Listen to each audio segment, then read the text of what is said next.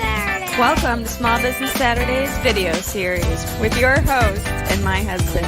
And my dad, Aaron Montgomery. Join the conversation. Let's talk some business. Good morning. Welcome into Small Business Saturdays. My name is Aaron Montgomery, and you can find me at marketestgroup.com.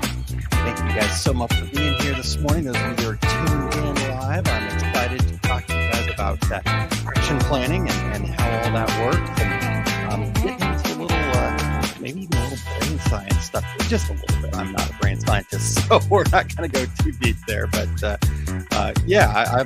I'm excited about this, and I'm excited to be back, and I am excited to be feeling much better today. So thank you, Sandy, for asking. Sandy says, good morning. Hope you were feeling better. Yeah, this must have been something bad. I could not sleep on Friday night. So definitely got some rest yesterday, and excited to catch up here today. So I guess to start this off, I do have a question for you.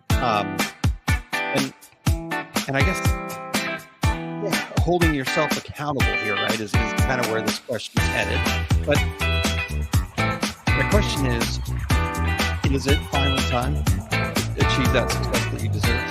Are you ready to take action? Does this changing of the new year, if you're watching the live version, if you're on the podcast version, maybe it's a little later in the new year, but we're still early on in the year here. But are you ready to take that action? And I guess if you say yes to those things, right, then do you think that willpower is going to be enough for you to achieve your goal? And the reason why I asked that is because that's a question I had asked myself. I thought for a long time I could achieve the things that I wanted by sheer willpower. I just work harder. That's part of the core strengths that I have is this achiever, and you just grind a little bit harder. And for whatever reason, well, I know the reason now, but at the time I couldn't figure out how I could think of, for whatever reason, I was not achieving the results that I wanted. And I just kept grinding harder and harder. Well, science has actually proven that it takes more than just willpower, right? And one reason that is the case that I've discovered is addiction, right? Our brains are wired to be addiction machines in a lot of cases, right? And when we think addiction, we think of the really negative stuff, right? The drugs, the gambling, maybe smoking or overeating, things like that. And and I think as somebody, I love to eat, right? So maybe I've got a little bit of addiction there. I know I have an addiction to sugar. But according to Judd Brewer, who's a behavioral neuroscientist and psychiatrist, we can also be addicted to lots of other things, right? The news, television, social media, our comfort zone, worrying, and some addiction, right? It's a habit. So there's not a whole lot of difference between a habit and an addiction. I think the main difference is the language that we use and how we look at it. Right? So a habit can be some bad habits, but a lot of times we think of a habit as something we're trying to improve, right? Well, an addiction is really just a habit.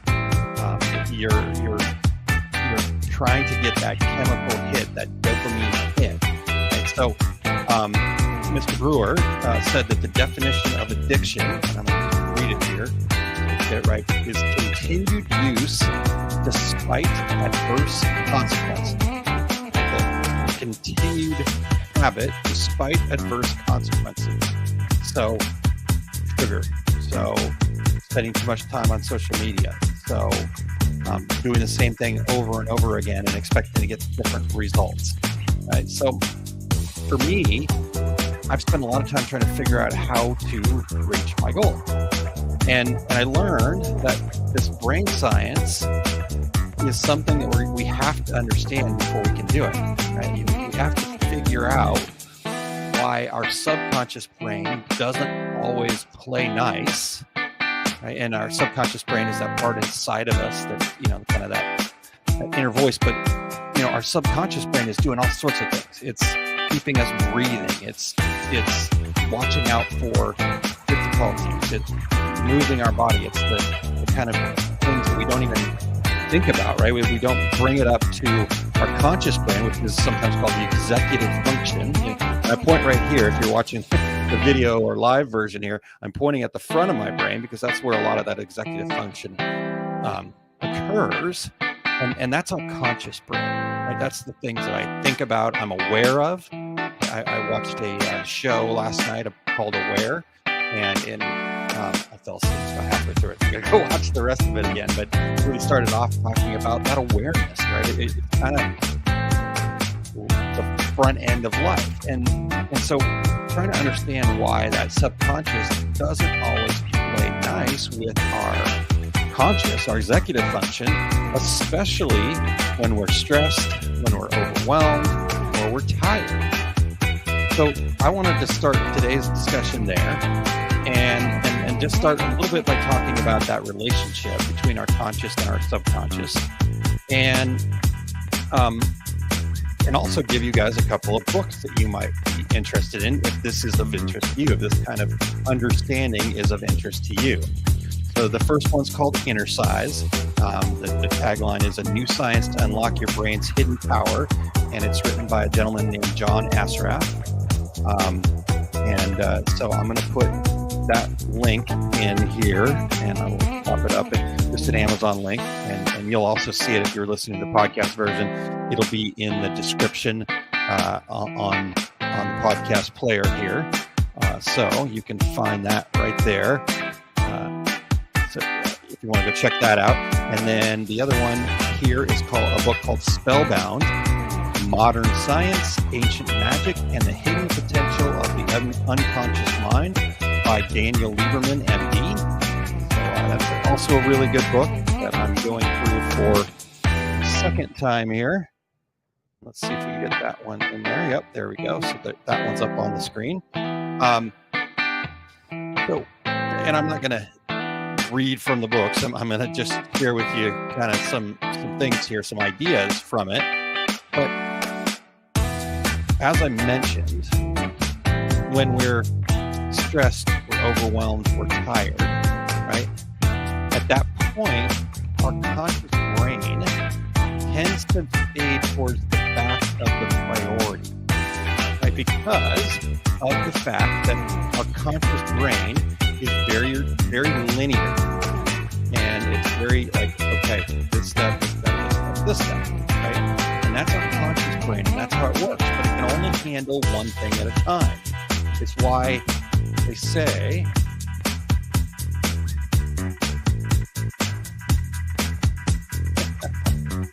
all right, the background music is still going.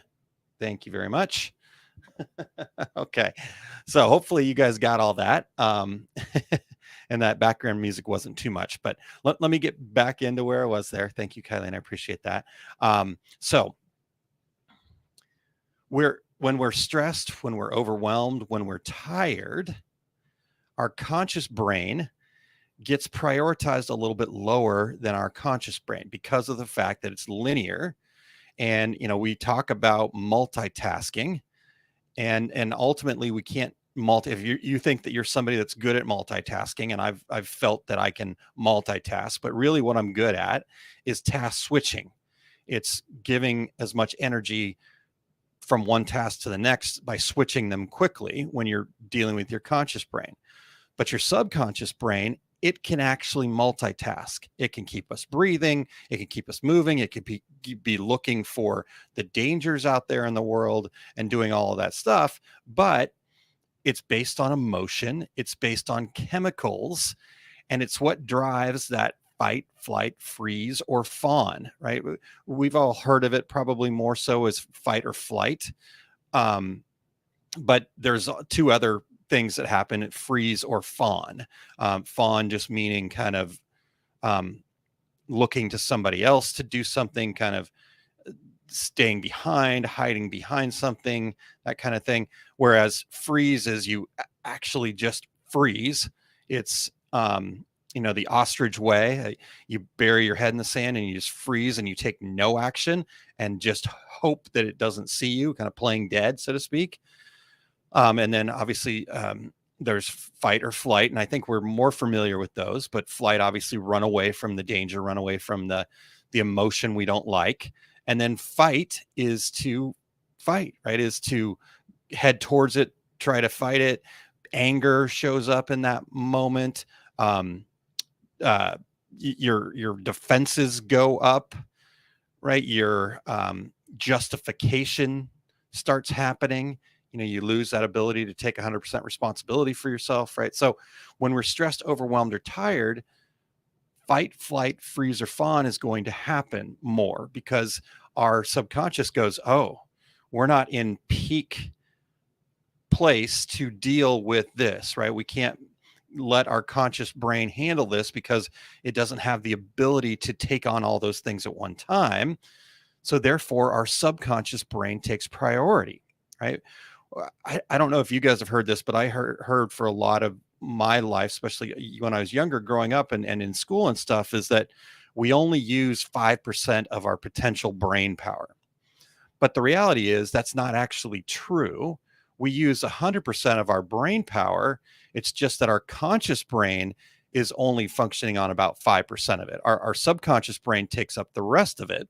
So when you say we only use 5% of our brain power, for most of us, we're only in control of 5% of our brain power, right? And so that subconscious takes priority. And not only does it work on emotions and the chemical reactions and dopamines and all these types of things, it also functions based on our habits or our addictions, as we talked about before, right? So our subconscious mind can a lot of times be that inner voice that we hear, or even our gut instinct, right? And so I talk a lot about, partnering with the inner voice. I'm talking more about that, I guess, is what I really should say.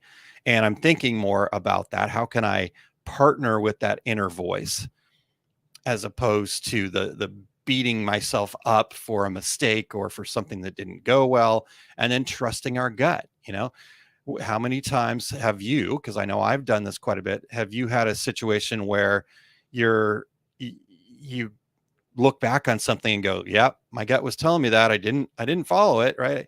Because what's happened to us is every once in a while we thought we were trusting our gut, and maybe we did a little bit, but maybe we didn't understand it completely, and then it didn't work out, and now we don't trust ourselves, right? How many times have we not done what we said we're going to do, and then we feel bad about it, right? And when we feel bad about it, then we continue to lack that trust that we have in ourselves, right? So that's the kind of the brain science. And again, I'm not a neuroscientist. I'm not a brain scientist. So I'm just sharing what I've been learning, and so you can go deeper into these things.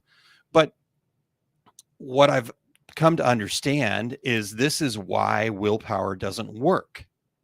It is, if we just willpower it, all of these things are going to get in our way, because when we willpower it, we become more stressed, we become more overwhelmed, and we're working so hard, we become more tired, right? So, and then all of a sudden now our fight, flight, freeze, or fawn shows up, and it doesn't work anymore, right? And so it's this counterintuitive mentality that we have to find, and we have to say, wait a second, I don't want to willpower it.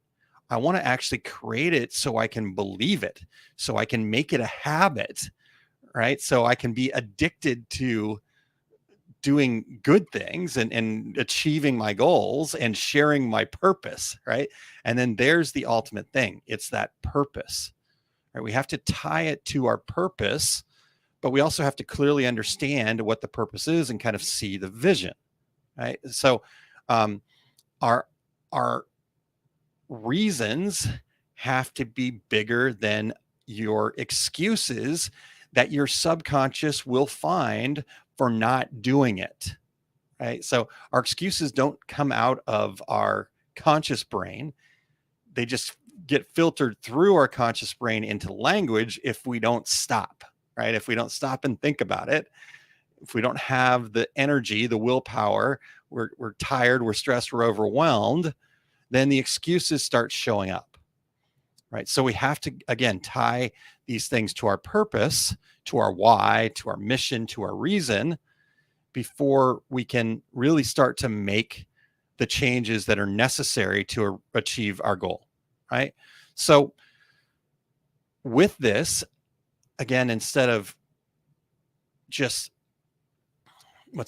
how am I looking to describe this? Basically, we have to believe it before we'll see it.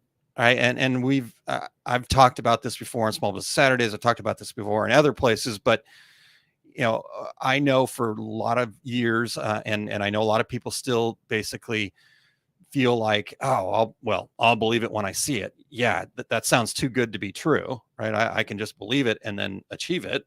But that is the truth, is that you have to believe it in here, into deep down, right? If you're listening to the podcast version, I'm pointing at my chest, my soul, my heart. I have to believe it at that level, at the subconscious level. It has to be believable before I'll see it, right? And what some people have kind of gone to saying, and this has become a very popular phrase in the just grind harder world, right? The 10x, work harder, just do more. They talk about just fake it till you make it, right? But that doesn't work either, because again, you're not getting, you can't fake out your subconscious. It's part of you. It's internal. It knows what's going on. It's the emotions that you drive on. So there's no way to just fake out your subconscious, right? When you try to fake it until you make it, your subconscious is going to go, well, you're just a fraud, right? And then you don't have the belief in yourself, and then you don't get out of your comfort zone, because that's going to expose you as a fraud, right? You have to find a way to believe it deep down in your soul. And the only way to create self-belief at that subconscious level is by surviving a risk, by taking a risk, right? So it's not faking it. It's saying, can I build up little bits of belief in myself until I get to that point where I fully believe, until I achieve it, right? So like I said, for me, I've found this process through the work with Success Principles, through the work that learning from these books and all this other stuff. And it's actually 8 steps that I've found that allows us to clear these hurdles.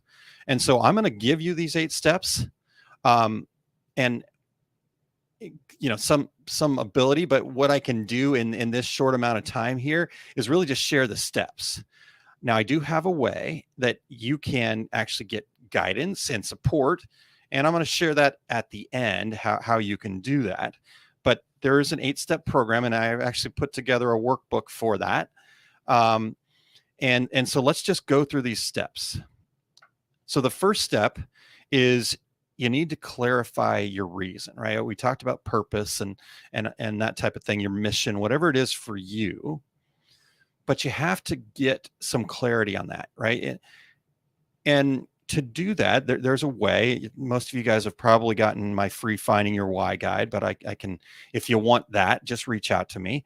But your clarity of purpose is really important, right? To go, what is my purpose, right? And to kind of narrow that down to something that you can just, I've gotten mine to a point where it's very simple. It's something that I remember off the top of my head. And so it's really easy for me to just draw back to it and then make my decisions based on that, right? So I want to provide actionable resources that empowers business owners to achieve their idea of success. That's my purpose, right? I believe that is, if I turn it into language, that's what I was put on this earth to do.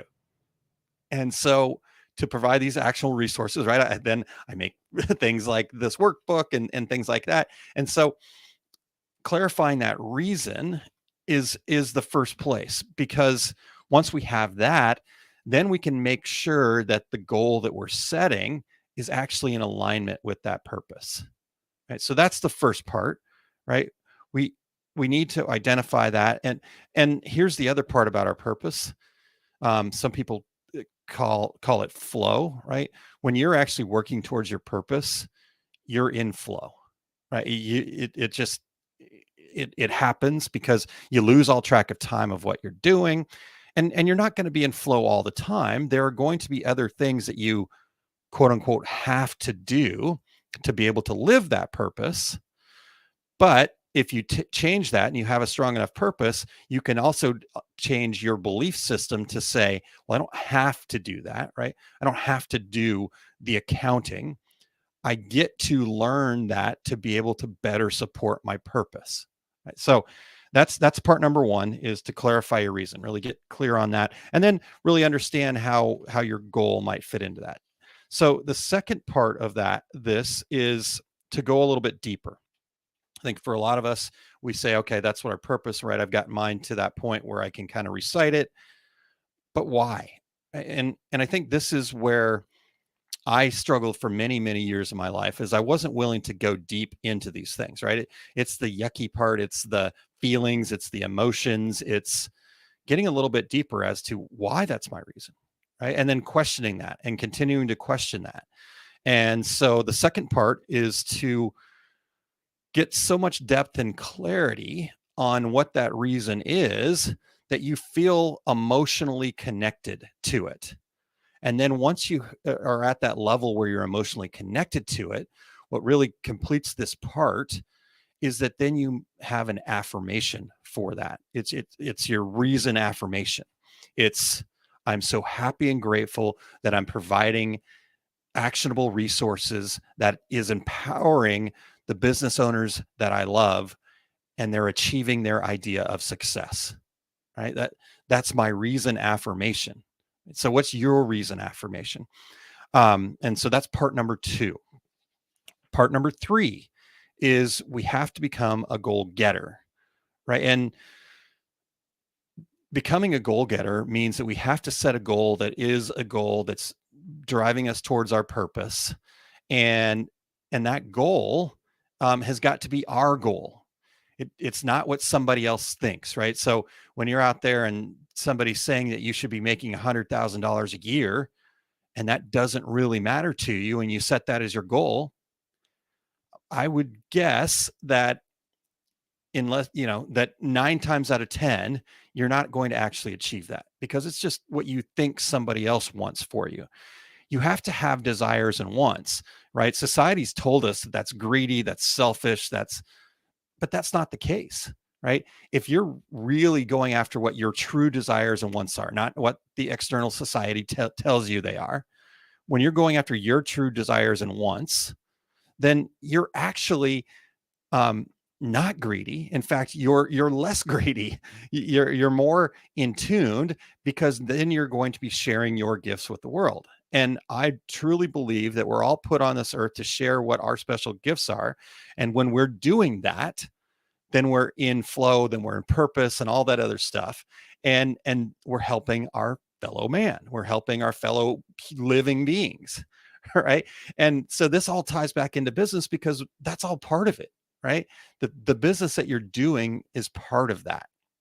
And if you can't tie it back to that, it will be a struggle. It will be really hard for me to help you ultimately, right? So that's why I'm trying to create actionable things that you can do. So becoming a goal getter. So it's really kind of finding that goal that's important, right, for you, and then summarizing it down. And I've talked about this before on in goal setting here on Small Business Saturday, but ultimately, maybe go look up SMART goals. That's a one way to kind of break it down. But I just like to simplify it. If you get it to how much and by when, then you've got a goal that you could go after. So that's part three. And you're going, wow, Aaron, setting goals, and you've set your goal and you're only at part three. There's 5 more parts. Yep. Right. This is the part where we have to get over, right? Most people get to that stage and then it's all willpower.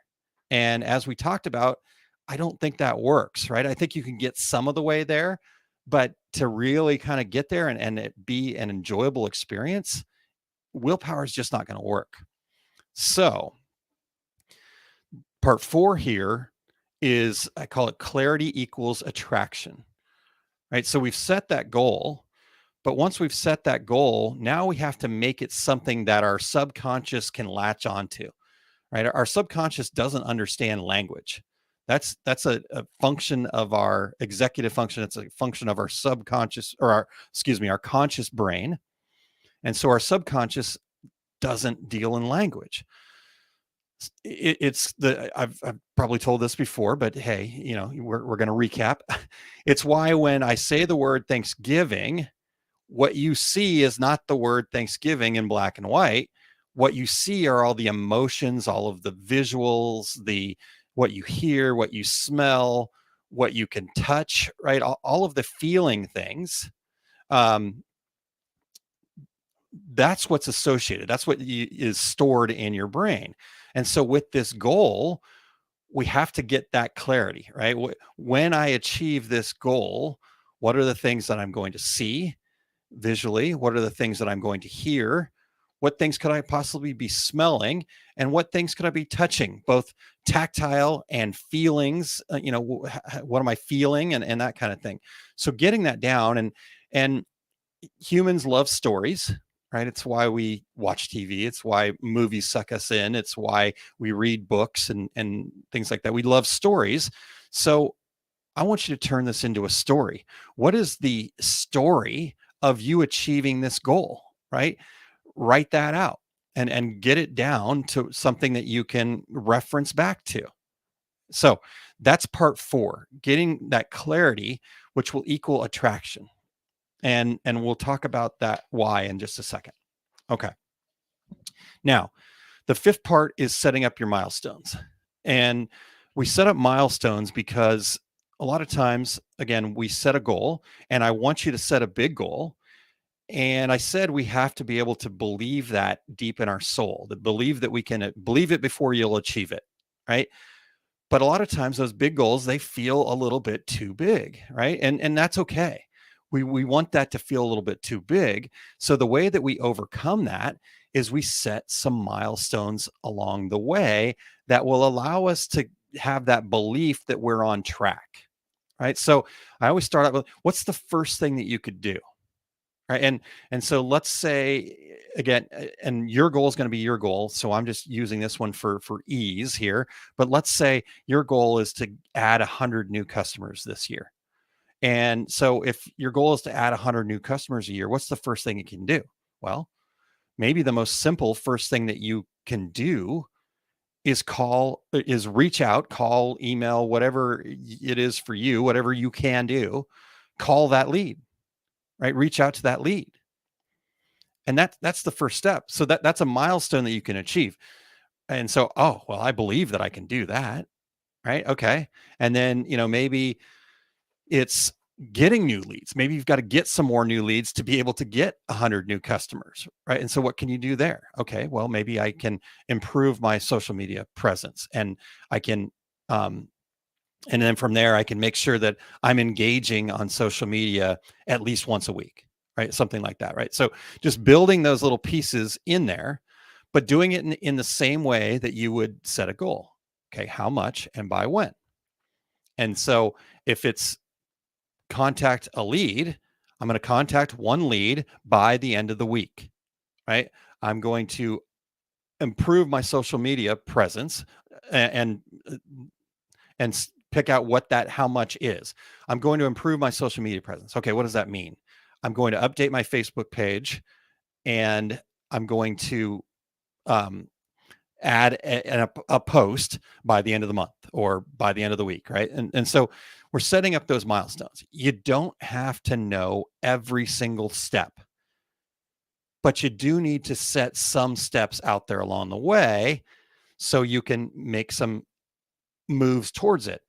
And so I normally start with about 5, 10, 15. Actually, 13 is my lucky number. So I start with 13. I set 13 steps out there that I can envision. And then I do those things. I try to do those things. But maybe let's say I'm halfway through and I'm like, gosh, I need to readjust here. That's okay. You can come back and change these milestones. The goal is out there, and it can move a little bit, but really the goal stays out there. And then you can change these milestones, right? You can move them around and say, oh, well, that's a little bit off track. Well, let's move that a little bit, right? Oh gosh, I'm not quite getting there yet. I need to do a little bit more. Right? And we can make those adjustments. So that's part 5, is setting those milestones. Part 6, I started talking about it there, but it's the review and adjust.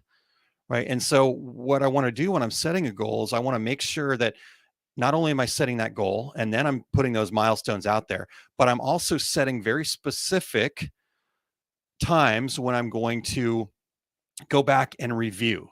And when I go back and review, it's important to understand what the metric is, meaning what can I measure, and not as a way to say you're failing, but as a way to say, how do I need to adjust? Do I need to do more, or do I need to change, or whatever? And so that's part 6, is we need to actually set up those things before, put them on the calendar at 3 months out, at 6 months out, at 9 months out, if you're trying to achieve a yearly goal. Right. And then also not only have those metrics, what things you're going to be measuring, but also have some deeper questions, right? So I talked about how a lot of times we kind of are surface level with our why, and so we need to go deeper in that. We also need to go deeper into, okay, I reviewed the metric and it looks like this, but you also need to include some questions that'll get you a little bit deeper than just this worked or this didn't work, right? You need to say, why did this work? Why didn't this work? Right. And so, I've come up with a list of questions that work for me, and I can share those with you guys. I share those with the people that are part of the success action plan that I'm talking about here. All right. So that's part 6.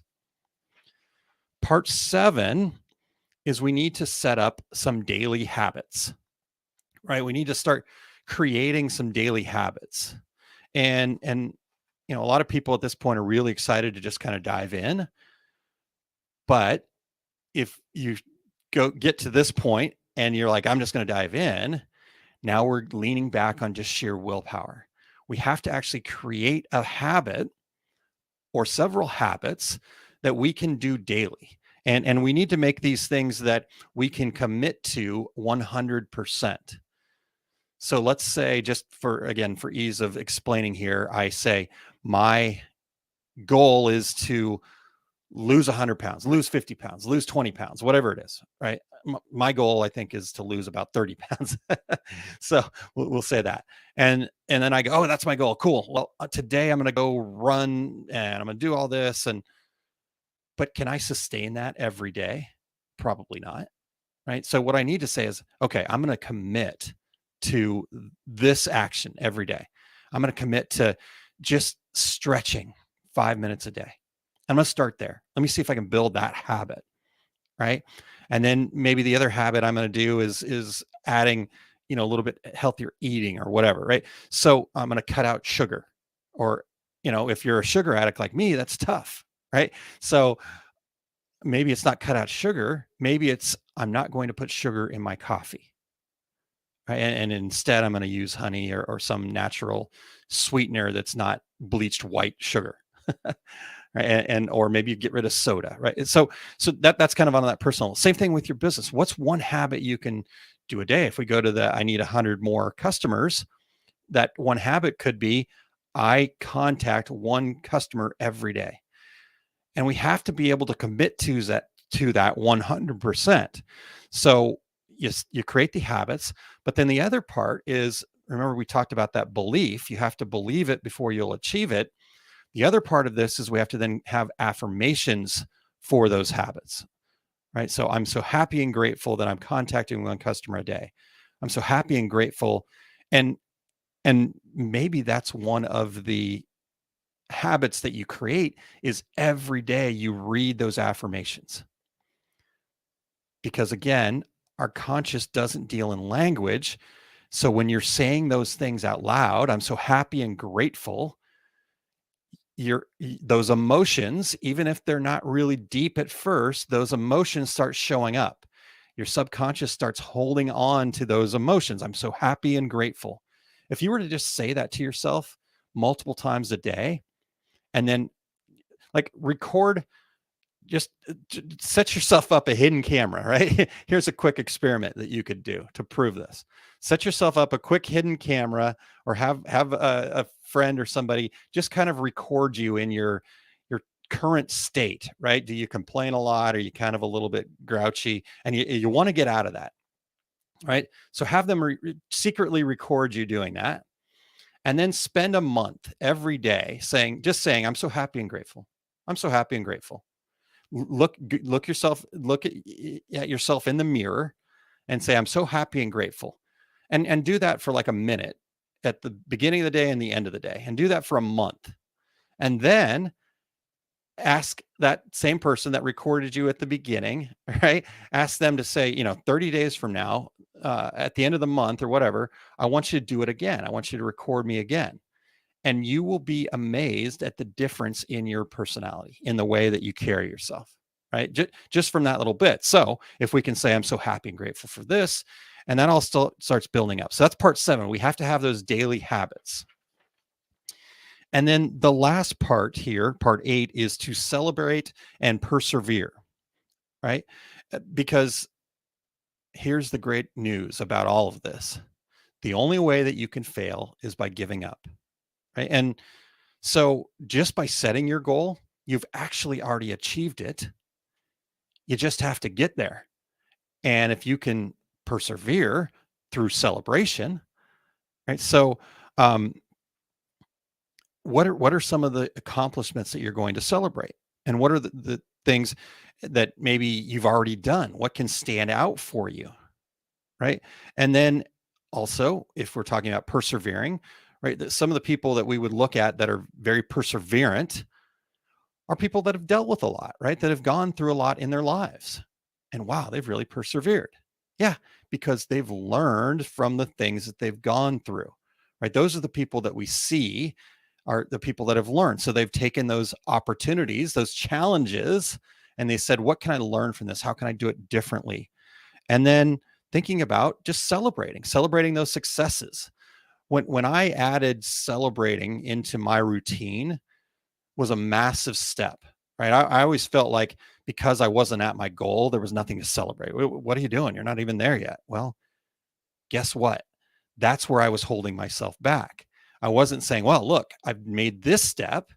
That's worth celebrating, because again, our subconscious is emotion and feelings and things like that. And it likes to have those celebratory. It's looking for that. It's going to try to generate more of that. So your subconscious starts going, oh, well, if we actually do something that's moving us closer to this goal, we get that hit of dopamine. We get to celebrate that.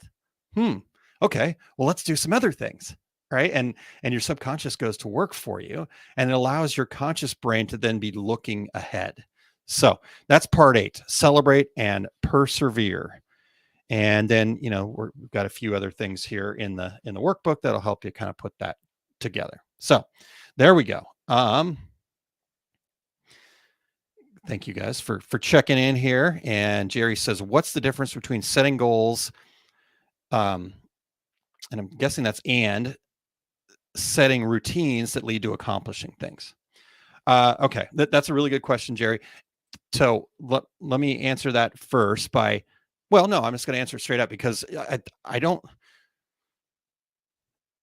they are two different things. There is a difference. So setting routines are just those steps.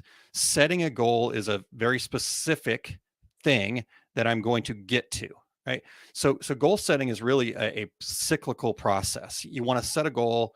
And in fact, when I'm talking to folks about kind of setting their big goal, the thing that so in the Canfield world, they call it the breakthrough goal. But I didn't really kind of align with that. It didn't really seem right to me, because it's like, well, what happens when I get there?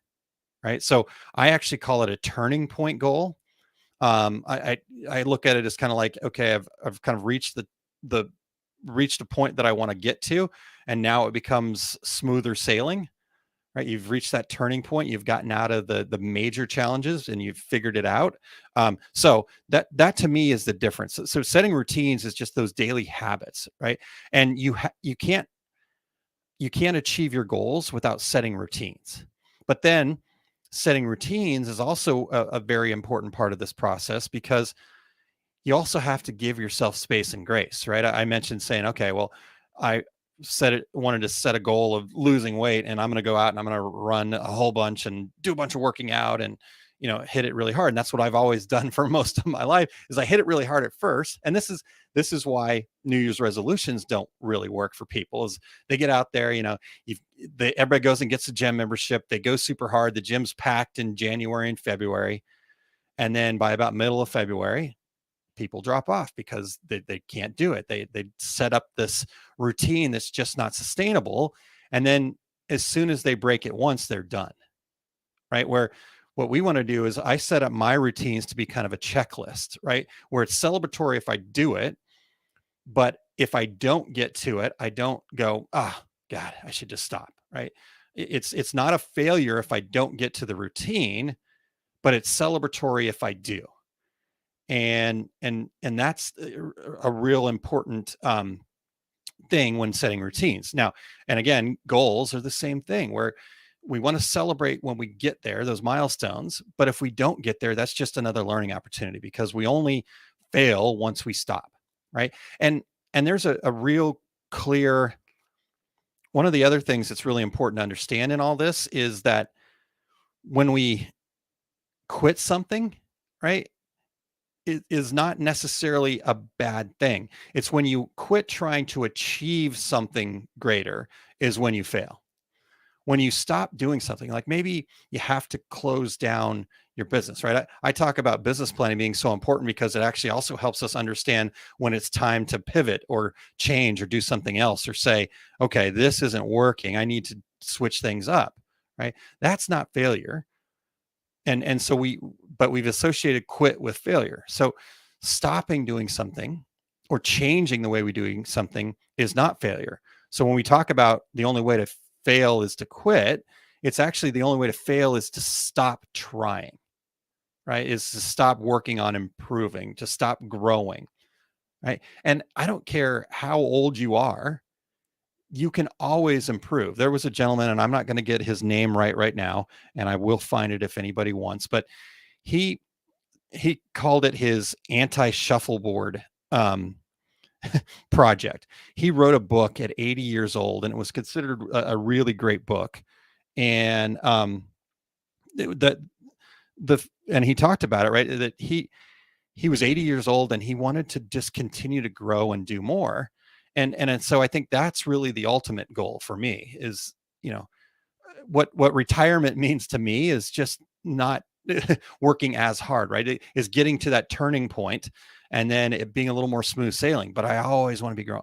I always want to be, doing a little bit more. So I know I went way, way far away there, Jerry, on what your actual question was. What's the difference between setting goals and setting routines? I think a goal is a very specific point that we're getting to, how much and by when, whereas routines are the actions that are going to help us get there. And setting a routine is more like a checklist. Like I'm going to try to do this every day. Right. So you have to really have both, honestly, Jerry, in my opinion. So, all right. Kylene's part 4 was really powerful for me. Once I finished my story, really felt real to me. Love all this. So important. Thank you, Kylene. So I mentioned that, you can sign up for support, guidance, and all that kind of fun stuff. If you are a Masters of Success member, you should already know this, but you actually get to be part of the Success Action Plan for free. If you're an OSG member in the private members group, I posted in there how you can get 75% off of this program. And then if you're neither of those things and you would like to check out the Success Action Plan, just use the coupon code. So you go to osg.link/SAP. And I may actually pull this up on the on screen while I'm talking. We'll see how that goes. Not always the best idea, but hey, trying. So if you go to osg.link/SAP, and if you're an OSG member, again, in the private members group, there's a coupon code that you can use to get 75% off. If you're not an OSG or Masters of Success member, this is a coupon code SBS to get you 30% off. And so let me put that up on screen here and show you. Okay. So Let me make sure that I add it to the screen. Okay. So that's osg.link/SAP. And you can read more about it here, kind of the breakdown a little bit. And then if you click on the reddish pink button here and you go down once it opens up here, and this is going to be something that's done on Volley. And before you put in your credit card information, scroll down to the bottom and add that promo code SBS, hit apply, and there you go. So that's 30% off for you. All right. So again, if you want to go through that. So what happens is that 8 steps that we just went through, we're going to work together on it. And you're going to get the actual workbook. That's the only way to get the workbook, is to go through that. But you're going to get the workbook, and then you're going to do the work, and I'm going to be there to guide you, and you're going to share with me, and then I'm going to give you my thoughts, my perspective, my take, and really help you refine that down, right? There might be times where I say, okay, that's awesome. Can you go deeper? Right? There might be times that say, well, what about this? Right? Are you maybe thinking about somebody else's goal?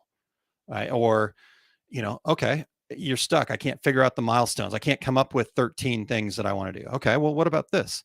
Would this get you closer to your goal? Right? And we have that back and forth, and we're going to do it on a program called Volley. So it's asynchronous. So it's in your time. One of the things I've discovered is it's when we set things up, right, getting everybody's calendar together is nearly impossible. In fact, I'd say it's impossible. Right? It's when we do things and it's a Zoom call, there's 50 members and we get 10 people there. Right? So this is something where whenever you are ready, you do it, right? And you take the action. And I will encourage you to take more action, and we'll keep it moving forward in the right direction. But in being able to do this together. So again, osg.link/SAP. And that's how it'll work. So you're gonna have guidance, you're gonna have support, you're gonna have a workbook, and I'm already doing it. Kylene mentioned she's part of Masters of Success. Sandy has gotten started. Allison has gotten started. Andy has gotten started. So I'm working with some other folks on this as we speak. And it's really been exciting, and it's really been cool to watch them grow. So Michelle says, I'm working on pivoting my business after our chat the other day. And Michelle says I need to get signed up. So Michelle, just head into the private members group in there and make sure that you get that code to get signed up for that. It's, like I said, it's 75% off for OSG members like yourself. And if you can't find it real easily, you know how to reach out to me. Okay. All right, guys. Well, that's what I've got for you here today. And I appreciate you guys spending some time with me here. And I appreciate everybody jumping in, and sorry about the music that was over the top at the beginning, but that's okay. A little exciting music to get you going. All right. Well, let me know if you guys need anything else, but I will be back next week, back to normal time. Again, I apologize that we are not doing this on a Saturday. I just could not sleep on Friday night. And so there was no chance that I was going to be able to pull this off yesterday morning. And so I appreciate you guys being flexible with me here and finding you. You're very welcome, Jerry. Thank you so much for being here, sir. And looking forward to talking to you guys again next week. I cannot remember right off the top of my head what next week is, but if there's anything that you guys want to talk about and that you guys want to hear about, please make sure that you reach out to me. And I'm happy to try to dive into it. I'm also going to be in here in 2023. I'm also going to be looking at bringing in some more guests and kind of doing a little bit more. So if you or anybody wants to be on Small Business Saturday, just reach out to me as well. And I'm looking forward to seeing if we can bring some other perspectives in here as well. I've talked to my friend Eric Campbell, and hopefully he can find some time on a Saturday to join us as well. And we'll get into some other things. So without further ado, though, I'm going to let you guys get back to the rest of your weekend, and I will talk to you all again next week. Thank you so much for being here.